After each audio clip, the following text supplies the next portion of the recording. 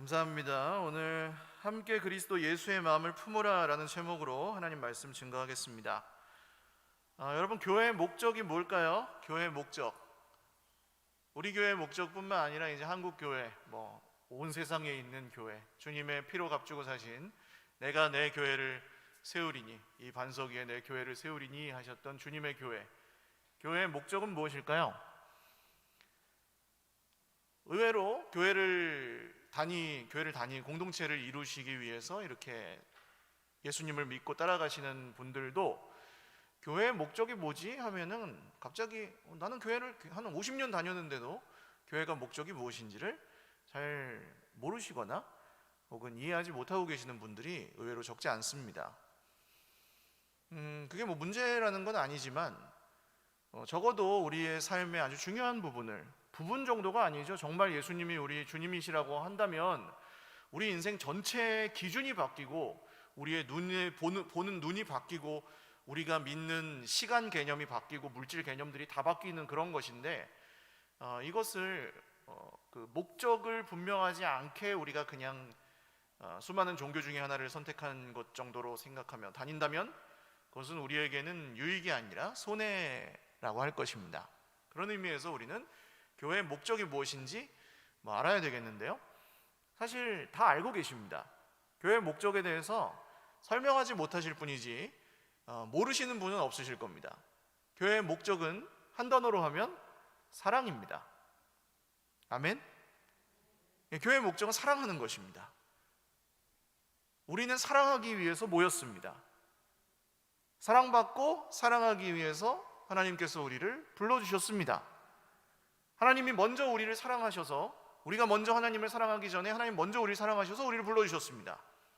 그리고 이제 우리는 그 사랑을 힘입어 그 사랑을 따라서 서로 사랑하라 하신 예수님의 말씀을 지키기 위해서 모이는 것입니다. 그게 교회의 목적이에요. 할렐루야. 교회의 목적을 오해하면 사람이 많아지는 것, 교회의 빚을 갚는 것 중요한 일이지만 그것은 그냥 우리가 사랑하기 위한 수단입니다. 목적은 아니에요. 빚 갚으면 뭐 할 거예요? 내 빚도 아니고 사실은. 그렇죠? 그냥 개인적으로 생각한 말이에요. 사람이 많아지면 뭐 할 거예요? 그게 이렇게 목사님이 큰 교회를 세웠다, 그래서 신문에 이름 나면 그게 무슨 좋은 일입니까? 그것도 우리의 목적은 아니죠. 목사님이 세우는 것도 아닐 뿐더러. 그래서 우리는 우리 이렇게 좋은 교회 다녀요 하고 자랑하는 것도 우리의 목적이 아닙니다. 교회의 목적은 사랑하는 것입니다. 그래서 우리가 사랑하는 법을 배우고 사랑을 하고 사랑의 전문가들로 자라나는, 서로 사랑하는 사람들이 되어가는, 이 세상에서 찾아볼 수 없는 사랑을 함께 나누는 공동체를 세워가는 것이 교회의 목적 그 자체입니다. 그래서 여러분, 많은 분들이 오해하고 계시는 것들이 있는데, 교회에서 무슨 훈련을 하거나 양육을 하면 이 사람을 키워가지고 일꾼을 세우려고 한다, 이런 생각들을 하시는데요, 그렇지 않습니다. 사람을 도구로 여기지 않습니다. 주님은 써먹으려고 키우시지 않고 써먹으려고 구원하시지 않으십니다. 주님은 우리를 사랑하십니다. 그래서 그 사랑을 받은 사람들이 그 사랑을 하는 거예요. 그러면 그 사람이 그 사랑을 하는 표현이 사역인 거죠. 하나님의 일을 하는 거죠. 그렇게 되는 것이지, 그 사람을 이렇게 키워가지고 그 사람을 이렇게 부려먹으려고 하는 게 아닙니다. 그러니까 양육을 받으신 분들은 아실 거예요. 양육을 받으면서 그분이 이렇게 뭘 하게 되거나 이렇게 되긴 하지만 그 전에 먼저 1대1이든 소그룹이든 이렇게 같이 강의를 듣는 양육이든 이렇게 서로 만나면서 뭐가 생기냐면 사랑의 관계가 생깁니다. 신뢰의 관계. 그러니까 그런 거예요. 만약에 저랑 양육을 하시는 분이라면, 저랑 양육을 하셔서 이제 몇 번 이렇게 매주 만나고 삶을 나누고 그러면 어떤 관계가 되냐 하면, 전화해가지고 식사하셨어요? 이런 볼일 없어도 전화하는 관계 있죠. 이런 관계도 사실 많지 않아요. 목사님이 전화하면 떨리잖아요. 목사님 뭘 나에게 시키려고 그럴까? 이런 생각이 드실 수 있잖아요. 지난주에 안 나갔는데 내가 그걸 목사님 또 안 나와서 전화했나? 이렇게 느끼시거나.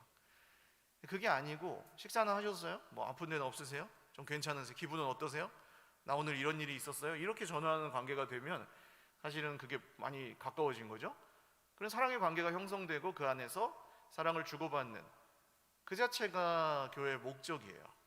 그리고 그분이 사랑 안에서 자라가면 다른 사람과 또 그런 사랑을 주고받죠. 이렇게 교회는 세워지고 공동체가 하나님의 생명을 흘려보내는 그런 일들이 일어납니다. 오늘 바울 사도는 감옥에서 빌립보 교회에 보낸 이 편지를 통해서 그 사랑을, 그럼 그 교회의 목적인 사랑을 하기 위해서 우리가 품어야 될 마음이 있다고 얘기하는데요. 그 마음이 바로 그리스도 예수의 마음입니다. 예수님의 마음을 품고 우리가 사랑하는 거예요. 공동의 목적을 위해서, 사랑이라는. 그래서 이 예수님의 마음을 품고 사랑하는 것은 어떤 것인가? 그 품어야 될 마음은 무엇인가? 오늘 세 가지 정도 나누려고 합니다. 첫 번째 우리가 품어야 될 예수님의 마음은 자기를 낮추는 용기입니다. 자기를 낮추는 용기의 마음입니다. 바울 사도가 이제 5절이 오늘 핵심 구절이죠. 5절 말씀 한번 보여주시겠어요? 5절 말씀 보여주십시오. 같이 한번 읽어보겠습니다. 시작. 너희 안에 이 마음을 품으라. 곧 그리스도 예수의 마음이니. 아멘. 여러분, 동그라미를 너희에다가 치셔야 되겠죠? 여러분 안에 이 마음을 품으십시오. 그러니까 네 안에 품어라가 아니에요. 내가 예수님의 마음을 못 품어서 죄송합니다, 이런 게 아니에요. 내가 예수님의 마음을 더 세게 품어야지, 이런 게 아니고 여러분 안에, 여러분의 공동체 안에, 빌립보 교회 안에, 서일 교회 안에 예수님의 마음을 품으세요, 이런 뜻이에요. 그러면 교회 안에, 우리 안에 예수님의 마음을 품으라고? 무슨 뜻이지? 우리가 예수님의 마음과 비슷한 마음을 다 함께 같이 품으라는 거예요. 같이, 함께.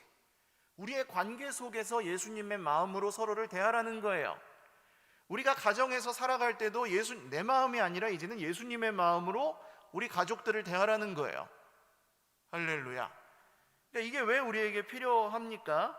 바울 사도가 이 말씀을 딱 하고 6절부터 마지막 절, 우리 읽은 11절까지는 예수님에 대해서 이제 갑자기 얘기를 막 합니다.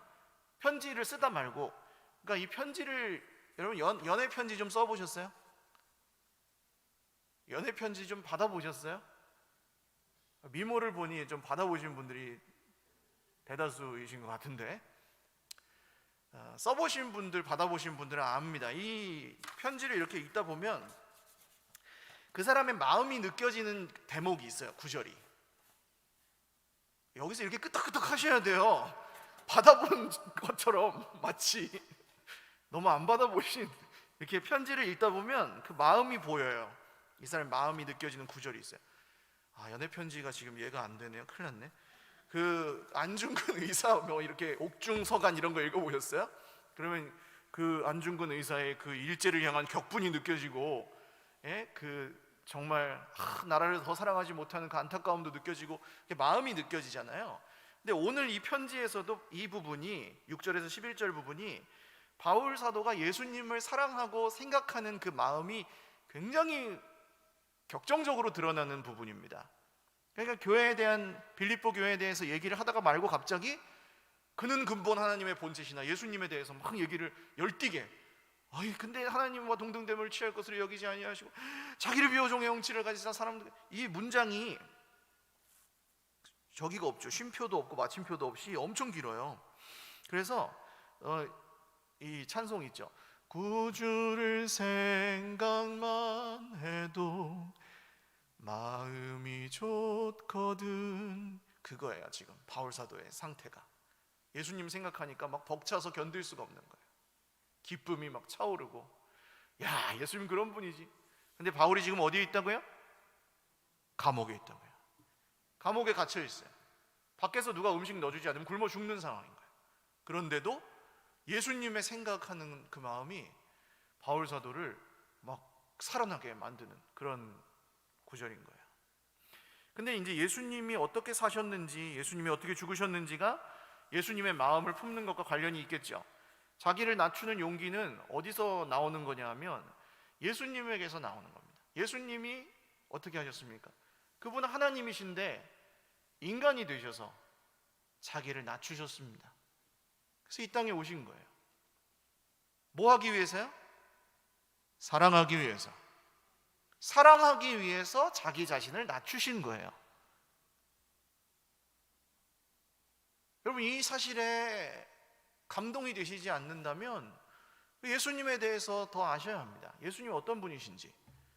예수님은 하나님이신데 하나님이 인간의 몸을 입고 오셔서 마치 우리의 친구처럼 보이기도 하고 만져지기도 하는 그런 모습으로 우리 옆에 세상에 오셔서 하신 것이 위대하게 무슨 알렉산더 대왕이나 시저처럼 세계를 통치하는 그런 왕이 아니라 사랑으로 우리를 구원하시기 위해 왕의 권세를 다 내려놓고 자기를 낮추신 분이 예수님이신 거예요. 그래서 예수님의 마음을 품는다는 것은 우리가 스스로를 사랑하기 위해서 스스로를 낮추는 것을 의미합니다. 저 편지 얘기하니까 어제 저희 둘째가 제가 토요일 날 저녁에는 원래는 교회에서 설교 준비를 하다가 요새는 저녁에 좀 들어가요. 왜냐면 애들이 너무 아빠를 못 보면 상처가 될 수도 있고 하니까 저녁에는 집에 거의 있는데, 그럼 저녁에 제가 문을 잠궈놔요. 못 들어오게. 계속 놀아달라고 하고 하니까.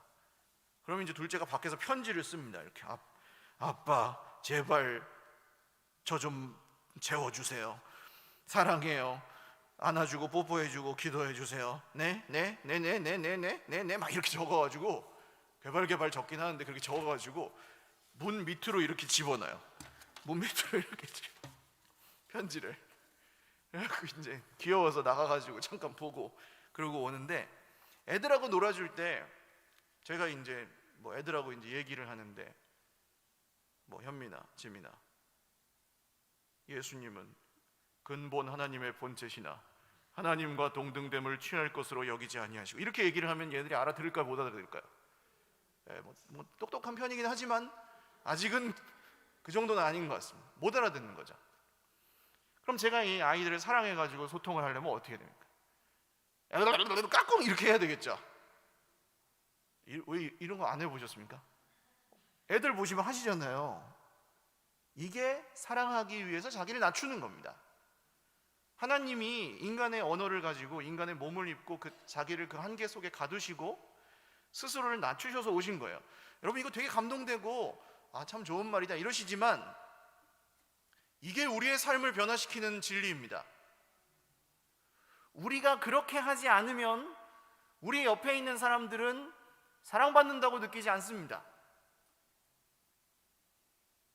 나를 사랑하는 사람을 사랑하는 거야 누가 못해요? 그거는 주고받는 거지 사랑이 아닙니다. 주고받는 거예요. 그거는 계약을 해도 그 정도는 한다고요.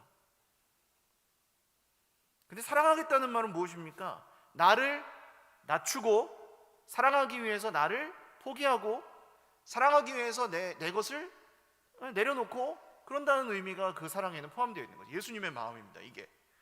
그래서 오늘 바울사도가 1절 그리스도 안에 무슨 권면이나 사랑의 위로나 성령의 무슨 교제나 긍휼이나 자비가 있거든, 이게 무슨 뜻이냐면 여러분 공동체 안에서 그리스도 안에 무슨 격려, 권면, 그러니까 이 권면은 뭡니까? 제가 늘 말씀드리죠. 자녀들에게 야 너는 공부를 그따위 해가지고 나중에 뭐가 될래 이렇게 얘기하지 마시고, 야 네가 지금 비록 공부에는 소질이 없는 것 같지만 주님이 너와 함께 하셔서 너의 인생은 잘 될 거야. 아멘 하세요 여러분. 이런 아멘 하셔야 돼. 너의 인생은 잘 될 거야. 너는 건강할 거야. 너는 잘 자랄 거야. 세상이 너를 막지 못할 거야. 세상이 너를 해치지 못할 거야. 애들한테 선포하셔야 돼요. 선포해 주셔야 돼요. 나중에 뭐 해 먹고 살래 이런 말 하지 말고 선포해 주셔야 돼요. 예수님의 이름으로. 그게 권면이에요. 힘들어하는 형제가 있으면 어떻게 해요? 형제 지금은 힘들지만 주님이 지금 우리와 함께 계시다네, 우리 같이 기도하면서 힘을 내봅시다. 이게 권면이에요. 그리스도 안에 있는 권면. 아유 얼마나 힘드세요. 아유 힘들다, 진짜 힘들다. 해결이 안 되네. 이렇게 있는다고 좋아지지 않아요. 예수님이 계십니다. 같이 힘내봅시다. 나도 힘들지만 예수님을 믿고 우리 같이 힘냅시다. 이렇게 하는 게 그리스도 안에 있는 권면이야. 그리고 사랑의 무슨 위로? 위로 받아야죠. 위로 받아. 우리는 어디 가서 위로를 받아요? 솔직히 누구한테 내 속인 얘기할 수도 없고 내 깊은 이 속에 있는 얘기 나눌 사람이 없잖아요. 외로운데 말하기도 그렇고 괜히 폐가 될까봐 부르지도 못하고 친가족들끼리도 그러시잖아요. 그러니까 우리는 서로 만났을 때 사랑으로 위로합니다. 성령의 무슨 교제나 성령께서 우리가 만나면 기뻐하시는 거 아시죠? 우리가 만나면 하나님 기뻐하세요. 그 하나님께서는 우리의 만남을 계획해 놓으셨네 이런 찬양 있잖아요. 기뻐하세요. 우리가 만나면 목사님 나 만나가지고 그 사람 말에 상처받았는데 상처받은 여부와 상관없이 거기 그 만남을 통해 손해와 이익을 본 여부와 상관없이 우리의 만남 자체를 기뻐하세요. 그렇죠? 자 보세요. 제가 딸이 하나 있고 아들이 하나 있는데 부모가 제일 기쁠 때는 뭐냐 하면 얘네 둘이서 그냥 사이좋게 놀고 대화하고 그냥 같이 잘 있어요. 그러면 마음이 흡족해요. 물론 그 중간에 뭐 투닥투닥 하기도 하고 자기들은 마음에 드는 것도 있고 안 드는 것도 있겠지만 기본적으로 그냥 그 사랑에서 같이 있으면 부모의 마음은 안심이 되고 흡족해요. 하나님도 비슷하십니다. 우리가 그래서 만나면 성령께서 기뻐하세요. 그게 성령의 교제예요. 그리고 긍휼이나 자비. 여러분 뭐 내 진짜 친척들 멀리 사는 친척이 아프다 그러면 막 돈 보내고 그러지 않으시잖아요.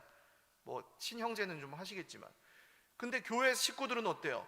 누가 아프다 그러면은 도와주고 지정헌금 하시고 누가 어렵다고 하시면 뭐 물질이든 시간이든 떼어서 섬기고 애기도 봐주고 병원도 같이 가주고 뭐 이런 거 지금 하시죠. 그게 우리가 교회라는 증거고 그게 주님께서 기뻐하시는 사랑의 마음인 거죠. 그런 것이 정도의 차이는 있지만 우리 모두에게 있는 거예요. 교회를 사랑하는 마음. 교회를 사랑한다는 게 서일교회라는 조직을 사랑하는 게 아니라 내 옆에 있는 한 사람을 사랑하는 것을 의미합니다. 그래서 그 사랑이 있거든. 그런 마음이 다 있으시죠? 할렐루야? 다 있으시죠? 기회만 주어진다면 나에겐 내 옆에 있는 사람을 섬길 마음이 다 있으시죠?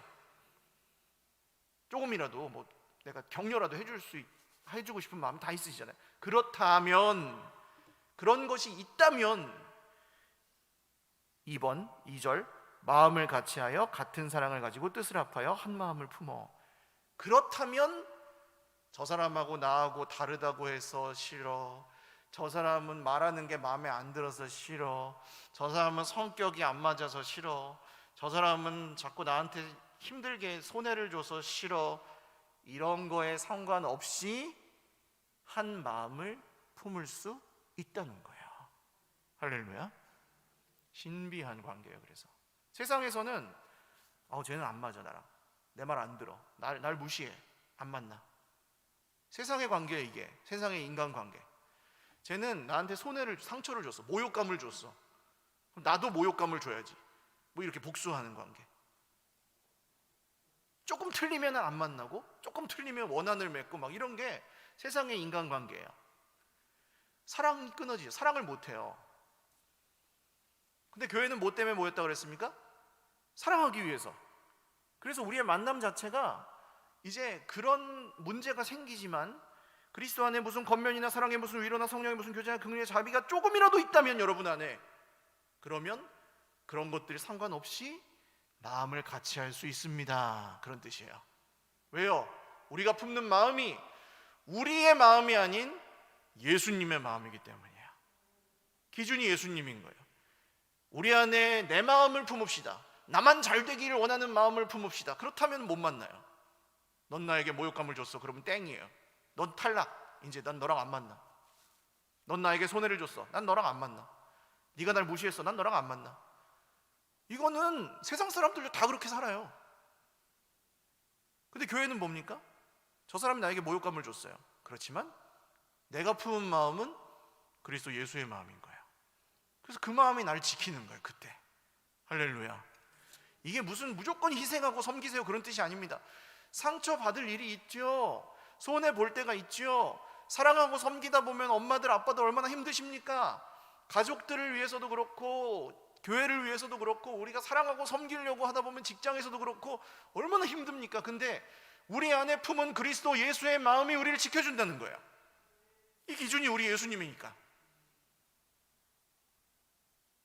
회사에서 내가 다른 사람의 그 실수 같은 걸 이렇게 잘 커버를 해줬어요. 그러면 그 사람이 나한테 물어보겠죠. 왜 그랬어요? 나랑 무슨 관계가 있다고? 아니, 그냥 나 교회 다녀. 이거예요, 이거. 나 교회 다녀서. 다른 거예요. 다르다는 거예요. 내가 예수님의 기준을 갖고 있기 때문에. 그래서 우리가 예수님을 닮은 모습으로 자기를 낮추는 용기가 우리가 먼저 품어야 되는 예수님의 마음입니다. 두 번째로 드러내지 않는 겸손의 마음입니다. 드러내지 않는 겸손의 마음. 사랑하기 위해서 우리는 드러내지 않는 겸손의 마음을 품어야 됩니다. 야, 지금 시작한다. 나 준비. 나 이제 사랑한다. 봐. 야, 했어. 빨리 박수 쳐. 이렇게 하는 게 아니죠, 사랑은. 생색내기 위해서 하는 게 아니에요, 사랑은. 생색내면서 사랑하는 사람은 자기가 그걸 돌려받지 못하면 굉장히 억울해합니다. 생색의 목적이에요, 그게. 생색내는 사랑은 사랑이 아니고, 그래서 돌려받기 위한 투자 같은 거죠. 근데 바울이 오늘 뭐라고 합니까? 아무 일에든지 다툼이나 허영으로 하지 말고 오직 겸손한 마음으로 각각 자기보다 남을 낮게 여기고. 이 경우가 바른 분들은 자기보다 못한 사람 같으면 끝까지 저 사람 인정 안 해요. 너무 정확해요, 그분은. 저 사람이 뭘 나보다 나아. 내가 낫지. 그러니까 평생 그 마음이 안 바뀌는 거예요. 근데 여러분, 사람이 서려면, 생각해 보세요. 사람이 서려면, 사람을 세우려면, 사람을 키우려면, 우리 자녀들을 키우실 때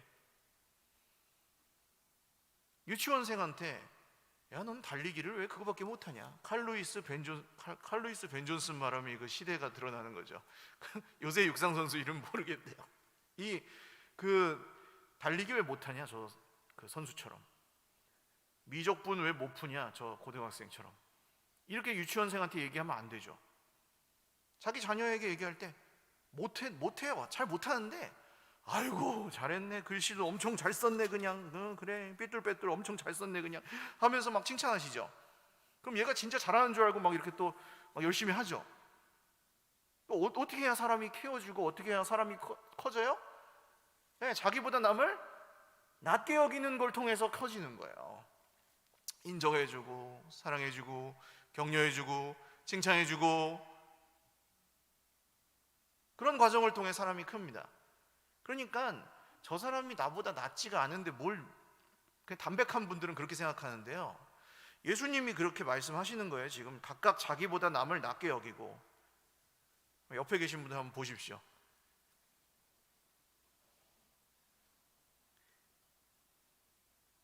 한번 고백할까요? 형제가 나보다 낫습니다. 자매가 나보다 낫습니다. 시작. 부부가 같이 앉으셨으면 좀 힘드실 수도 있는데 나보다 내 옆에 있는 사람을 낮게 여기면 여러분, 거기서부터 또 새로운 변화가 시작됩니다. 예수님이 말씀하시고 동서고금의 종교 경전에 다 있는 얘기가 있는데, 황금률이라는 얘기인데요, 누구든지 자기가 대접을 받고 싶으면 그대로 남을 대접해라. 이 얘기 들어보셨죠? 성경에도 있고 다 있어요. 다. 거의 모든 경전에 다 있어요. 그러니까 자기보다 남을 낮게 여기면 그러면 어떻게 되는 거예요? 그 사람도 나를 대접을 해준다, 안 해준다? 해준다. 반드시 그렇게 됩니다. 내가 예의를 지키잖아요? 예의를 지킵니다. 내가 그 사람 인정해 주잖아요? 그 사람 나를 인정합니다. 돌아오게 돼 있어요. 근데 각각 자기보다 남을 낮게 여기잖아요? 그럼 어떻게 됩니까? 그 사람도 날 무시합니다. 다 알아요. 겉으로 말은 안 해도 내가 이렇게 딱 눈 아래로 이렇게 깔아보면은 무시하는 줄 알아서 자기도 날 무시해요. 복수하려고. 그러니까 교회 공동체가 세워지려면 각각 자기보다 남을 낮게 여기고. 그래서 저는 우리 정말 형제 자매들을 존경하고 사랑합니다. 정말로. 이 힘든 세상에서 예수님 믿고 보이지 않는 하나님을 섬기며 쉽지 않은 길을, 그것도 막 그냥 교회 적당히 다니는 게 아니라 공동체를 하자 그러고 하나님 나라를 전하자 그러고 뭐 그런 얘기를 이렇게 붙들고 가시는 여러분이 정말 대단하신 거예요. 멋지신 거예요. 지난번 우리 그 나들목 일산교회 유영선 목사님도 말씀하셨죠. 이렇게 교회 공간을 공유하면서 이 정도로 문제가 없는 경우가 없어요. 다 문제가 많이 생기지. 근데 성숙한 사랑의 모습으로 지금 섬기고 계시기 때문에 드러내지 않고 이게 가능한 겁니다. 다툼이나 허영으로 하지 말고, 드러내려고 하지 말고, 경쟁심으로 하지 말고, 보여주려고 하지 말고 드러내지 않고 하는 거예요. 근데 그 드러내지 않는 것, 결국 그것을 통해 누가 드러나실까요? 우리 주님이 드러나시는 겁니다. 주님이 드러나시고 내가 드러나지 않는 것, 이게 우리가 품어야 될 예수님의 모습입니다. 예수님은 목수의 아들로 가난하게 오셔서 왕가에 태어나지 않으시고 총독의 아들로 황제의 아들로 태어나지 않으시고 가난한 목수의 아들로 태어나셔서 이름 없이 사시다가 저 중동의 그냥 한 구석탱이에서 죽으셨어요. 근데 어떻게 되셨습니까? 하나님이 그를 모든 이름 위에 뛰어난 이름을 주사 높여 모든 이가 그에게 절하게 하시고, 알렉산더 대왕은 지금 신이 아니고 로마 황제 시저는 신이 아니지만 예수님은 지금 온 세상 사람들이 예수님을 구주와 주님으로 믿고 있죠. 할렐루야. 왜 이런 일을 하나님께서 우리를 통해 하시고자 한다는 거야. 마지막 세 번째는 감내하는 순종의 마음입니다. 감내하는 순종의 마음입니다. 요새 데살로니가 전서 성경대학을 하고 있는데 거기에는 이런 구절들이 나와요. 믿음에는 행위가 따르고 소망에는 인내가 따르고, 소망을 품은 사람은 인내해야 되고, 사랑하는 사람은, 아시는 분들 한번, 사랑엔 뭐가 따르죠? 수고가 따릅니다. 목사님 무슨 수고는 사랑하고 좀 다른 거 아니에요? 사랑은 그냥 이렇게 마음이 끌리고 좀 내가 사랑할 마음이 들어서 사랑스러우면 사랑하고 그런 거 아니에요? 예수님의 사랑은 그런 게 아니에요. 우리가 사랑할 만합니까? 예수님이? 우리가 원래 사랑스러워요? 예수님이 사랑하실 만해요? 우리를? 하나님이 우리를 구원하실 만합니까? 그렇지 않죠. 사랑스러워서 사랑하신 게 아니에요. 우리가 먼저 사랑을 드려갖고 사랑하신 것도 아닙니다. 우린 자주 잊어버리지만 사랑에는 수고가 따릅니다. 그래서 예수님이 오셔서 이 땅에서 하셨던 것은 수고였습니다. 감내하는 수고, 순종. 죽기까지 낮추사, 죽기까지 순종하심으로. 제자들은 예수님이 승천하신 후에 기억했습니다. 예수님이 그때 그렇게 가르쳐 주셨던 것들이 우리에게 정말 예수님이 너무나 우리를 사랑하시는 거였구나. 예수님이 그때 우리 발 씻어 주셨구나. 그래, 우리는 그냥 우리 자신에게밖에 관심이 없어가지고 늘 머리 터지게 싸우고 있었는데 누가 잘났는지. 그래서 예수님이 발을 씻어 주셨구나. 그거 기록해 놓은 게 성경이에요. 예수님이 이 땅에서 섬기셨던 것을 감내하면서 순종하셨던 모습을 기록해 놓은 게 성경이에요. 그러니까 성경을 배우는 우리들은 무엇입니까? 우리도 감내하는 순종을, 그 마음을 품는 거예요. 이게 뭐냐 하면, 실생활에서 예를 들어서 말씀드리면, 우리가 우리의 배우자들을 섬기는 것은 당연한 일이잖아요. 서로 사랑하는 것이니까. 결혼할 때 약속하잖아요. 약속하고 내가 이 사람 사랑하겠습니다. 그 무슨 약속입니까? 이 사람이 불치병이 걸려도 반신불수가 돼도 나는 이 사람 사랑하겠습니다거든요. 그 정도 무게감이 있는 약속이잖아요. 그리고 실제로 그렇게 사랑하시잖아요, 배우자를. 그러니까 이 사랑은 굉장히 위대한 사랑입니다. 조건을 내가 돌려받지 못해도 하는 사랑이니까. 그게 예수님의 사랑하고 닮아 있습니다. 그런데 막상 정말 힘들 때, 정말 어려울 때, 우리가 서로 사랑하기 어렵다고 느낄 때는 있습니다. 그때 필요한 게 감내하는 사랑인 거죠. 감내하는 거. 이 사람만 보고는 사랑하기 어려울 때, 여러분, 우리는 주님께서 우리에게 주신 계명을 따라 사랑할 수 있습니다. 내가 그냥 사랑하는 것은 힘들고 고생스러운 일이라고 한다면, 주님의 말씀에 순종하여 내 옆에 있는 내 가족을 섬기고 내 옆에 있는 이웃을 섬기는 것은 값진 수고가 됩니다. 그게 다른 거예요. 똑같은 일을 해도 내가 진짜 하기 싫은데 내가 그냥 어쩔 수 없이 한다, 이렇게 그냥 하는 사랑 수고와 주님, 제가 정말 감당하기 어렵지만 주님이 말씀하셨으니 제가 조심스럽게 섬기겠습니다. 똑같이 해도 다른 거예요. 그게 사랑할 만해서 사랑하는 건 세상 사람들도 다 하지만 여러분, 그 가운데서 하나님이 주신 사랑의 계명을 순종함으로 감내하면 그 사랑에는 반드시 열매가 맺히는 줄 믿으시기를 바랍니다. 그냥 거기서 변하는 거예요. 그 사랑을 받은 사람들이 어떻게 날 이렇게 사랑해 줄 수 있을까? 자기도 힘든데. 어떻게 날 이렇게 섬겨줄 수 있을까? 자기도 힘든데. 그때 우리는 말하는 거죠. 예수님의 마음을. 예수님의 마음. 이런 마음이 공동체를 세우는 마음입니다. 그래서 이 마음을 우리가 다 함께 품으면 그런 교회는 좋은 교회가 되는 겁니다. 그럼 사람들이 오는 교회가 되는 겁니다. 좋은 사람들이 있으니까 그 사랑을 받기 위해서 오고, 자기도 사랑을 받고 자라가다가 또 사랑을 주고, 그런 일들이 일어나는 곳이 교회입니다. 세상에서는 받을 수 없는 사랑, 세상에서는 경험할 수 없는 위로, 이런 것들을 우리는 교회 안에서 경험하고 교회 안에서 나누고 서로 주고받는 법을 배우는 것이 예수님이 말씀하신 교회 공동체입니다. 이번 이태원 참사에 정말 많은 슬픔을, 안타까움을 느끼셨죠. 한 주간 참 다 우울하고 또 참 마음이 아프고, 가족들을 잃은 이 유가족들은 또 얼마나 힘드셨겠습니까? 계속해서 좀 기도해 주시기를 바라고, 또 뭐 잘잘못을 막 계속해서 따지고 하기보다는 이 슬픔에 우리가 다 같이 좀 기도하며 하나님의 위로를 기도하는 것이 맞는 것 같아요. 근데 그 이제 뉴스 보시면 경찰 아저씨 한 분이 거기서 고래고래 소리 지르는 거 보셨는지 모르겠어요. 막 소리 지르고, 여기 사람들이 죽어가고 있어요. 여러분 저쪽 길로 가세요. 여기 자리 비워주세요. 여기서 지금 구조활동 해야 되고 하니까 빨리 저쪽으로 가세요. 그러니까 이제 시민들이 그 안내를 따라서 이렇게 움직이고 하는데, 그 파출소 경찰 아저씨가 목이 다 쉬었어요. 그 소리 지르느라고. 근데 이제 이런 그 모습을 보면서 감동이 되지 않으세요? 그분은 그냥 자기 일을 한 거지만 생명을 살리기 위해서 그 자기 목이 그렇게 안 해도 되잖아요. 예를 들면 경찰이 그냥 자기 경찰봉 꺼내가지고 막 휘두르면서 해도 되고, 자기 목소리 그렇게 막 고래고래 터져가면서 하지 않아도 돼요.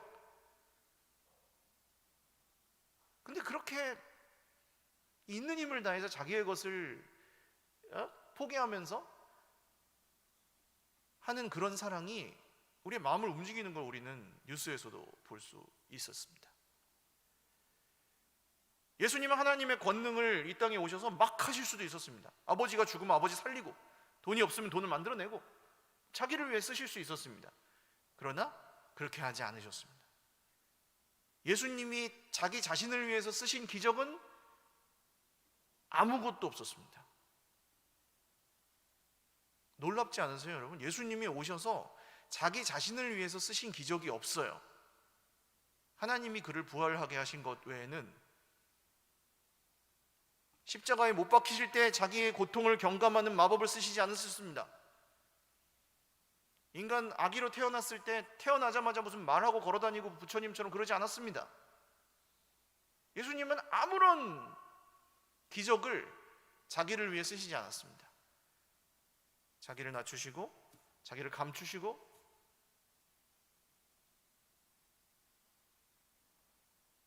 그 모든 고생을 감내하셨습니다. 그리고 이루신 것이 우리의 구원입니다.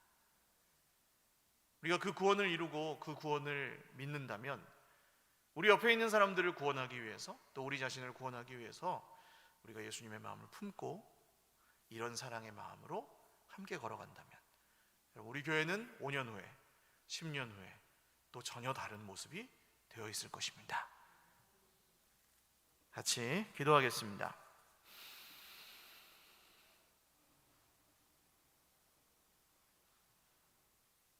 네, 오늘 말씀 기억하시면서 많이 하시려고 하면 어려워요, 여러분. 내 옆에 내가 눈이 닿는 곳, 손이 닿는 곳에 있는 한 사람, 바울이 그러거든요. 너희가 각각 자기 일을 돌아보지만 말고 각각 다른 사람의 일도 돌봐줘라. 그거는 뭐 다른 사람이 하겠지. 아니, 여러분이 모두 각각 자기 옆에 있는 사람들을 섬겨주십시오. 그런 뜻이거든요. 그게 기쁘다고. 가족 중에 있으실 수도 있고요, 교회 형제 자매들 중에도 있고요, 부모님들은 자녀들이 있고요, 자녀들은 부모님이 있고요, 형제들은 우리 형제 자매들이 또 있으시고요. 내 육신의 가족들 뿐만 아니라 내가 섬겨야 될 사람들을 하나님께서 보여주십니다. 그때 우리가 품는 마음이 이런 마음인 거죠. 그래서 기도하실 때, 하나님, 제가 이번 주에 저에게 보여주신 그 한 사람을 섬기겠습니다. 작든 크든 제가 주님의 말씀에 순종하여서 제가 할 수 있는 섬김과 사랑을 예수님의 마음을 품고 베풀겠습니다. 주님, 저를 도와주십시오. 우리 곁에 섬기라고 보내주신 한 사람을 놓고 같이 기도하겠습니다. 하나님 아버지, 오늘 사랑한다고 말만 하지 않고 우리가 섬겨야 될 한 사람을 기억하며 기도합니다. 주님, 그 사람을 잘 섬기고 제가 그 사람을 사랑하겠습니다. 사랑하는 것 자체가 교회의 목적일진데 우리는 사랑을 배우고 정말 사랑을 기뻐하고 사랑을 즐거워하는 주 예수님의 마음 품기를 원합니다. 주님, 자기를 낮추시는 용기가 주님께 있었고 드러내지 않으시는 겸손이 있었고 주님께서 수고를 감내하셨기에 우리가 구원을 받았습니다. 우리의 사랑도 그 마음으로 주님, 우리의 삶의 십자가가 세워진 그곳에 주님의 구원이 일어나게 하여 주십시오. 우리가 사람들을 섬기고 사랑하는 그곳에서 복음 전도가 일어나게 하여 주십시오. 사랑이 먼저 전해지고 복음이 그 사랑을 따라가는 놀라운 하나님의 역사가 일어나게 하여 주십시오.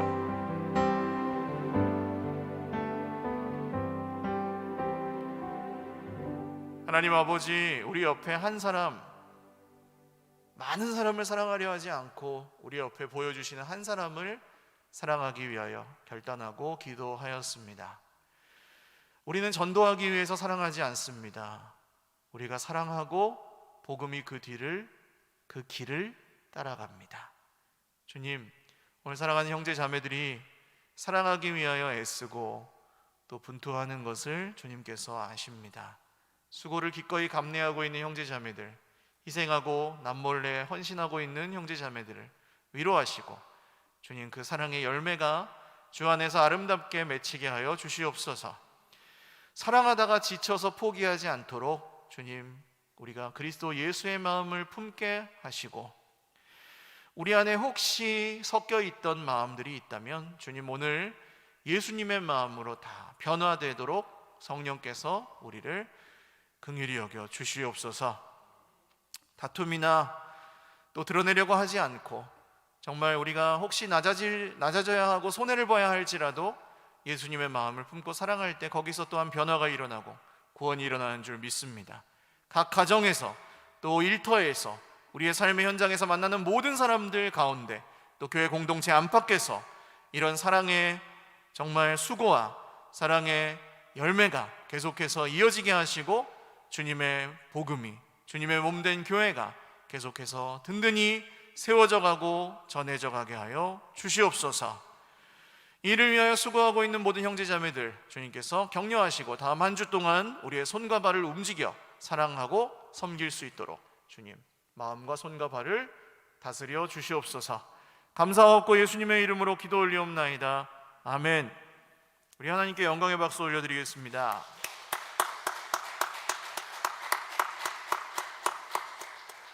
축도하고 예배 마치겠습니다.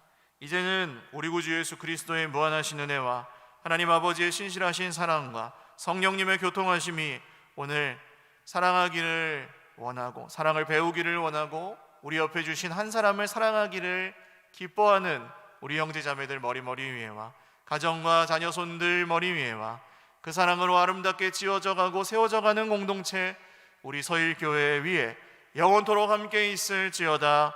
아멘.